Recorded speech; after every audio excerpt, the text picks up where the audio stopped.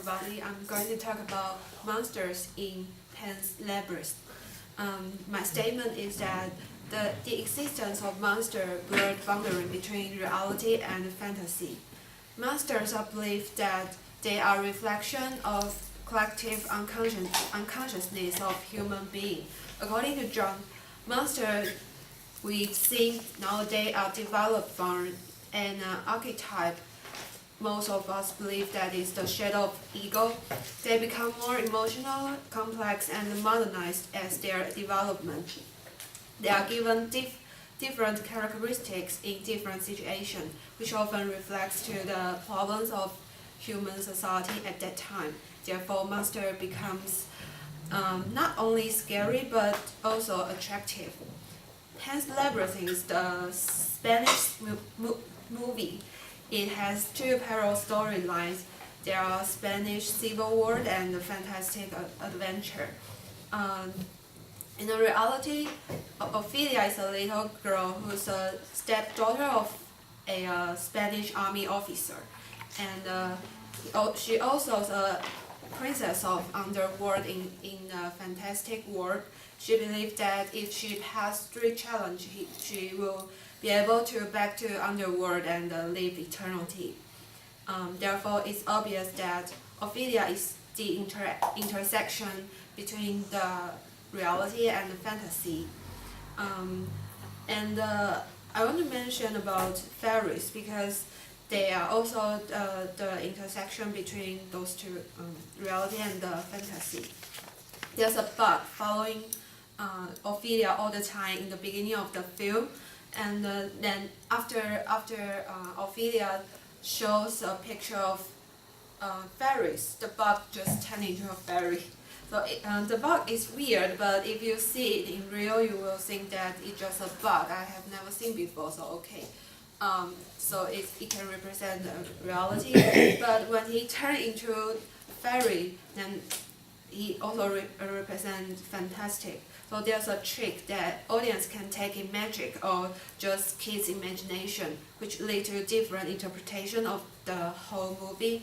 The group of us would think this story just an illusion of Ophelia, but other group of us would believe this fantastic adventure is truth.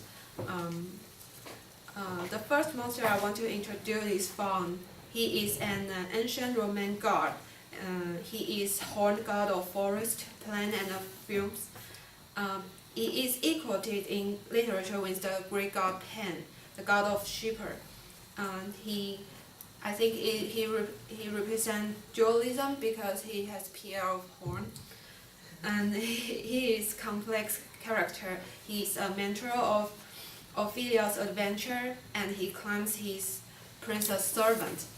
First, he is humble and gentle, but when Ophelia hesitates about her adventure, he becomes angry. And when he learns Ophelia's failure in her second challenge, he becomes furious. And after Ophelia's failure, Faun disappeared for a while, so it is still weird because if he really a servant, he won't do such disrespectful things to Ophelia. But when he shows up again, he becomes more human-like and friendly. So it is also a little trick about his statement. Faun also beautiful and terrified in the same time. So we don't know should we trust him or not. And he is invisible for adults. So yes, we can see that the audience may think about it is true or just a kid reading too much fairy tale. The second monster is the monstrous toad. It is the first challenge for Ophelia. He lives under a tree and getting fat and making the tree dying. Ophelia had to feed this toad magic seed and get a key in toad's stomach. So the toad symbolizes richness, Spanish society, which is lust, corruption, and also I think it represents gluttony, those 7 deadly sins. The last monster I want to introduce is Pelman. He is the second challenge for Ophelia. Ophelia have to get a knife in limited time in Pelman's palace, and in the meantime she can't eat anything on the table. So I think it is like many scary child literature, like The Witch in Hansel and Gretel or The Tale of Tiger Mother in China, that all these villains tempting children by lots of delicious food on the table, and when they eat anything on the table, they will grab them and eat them. So there's also a common characteristic of these characters that all of them have poor eyesight.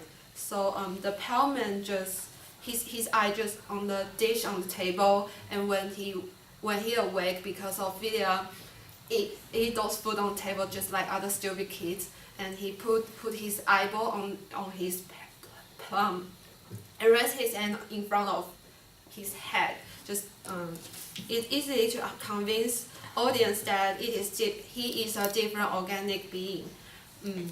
He also represents violence, adulthood, and dark side in society. And his motivation is zombie-like, so it makes it creepier. Just for your information, the third challenge is Ophelia have to kill his younger brother, but it's not irrelevant to my topic, so I just skip it.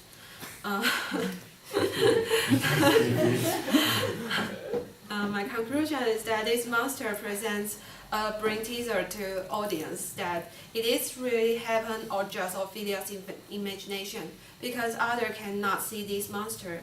So the monster explored the boundary between the reality and fantasy. Unlike Harry Potter or Lord of the King are purely fantastic story, and if you believe those fantastic creatures is really exist, you may think this movie is happy ending because Ophelia back to the underworld. But if you don't believe that, the movie is tragedy. So, but I think it's meaningless to find out which is true, because this paradox is the most attractive part in the film. This is my presentation. Thank you. Thank you.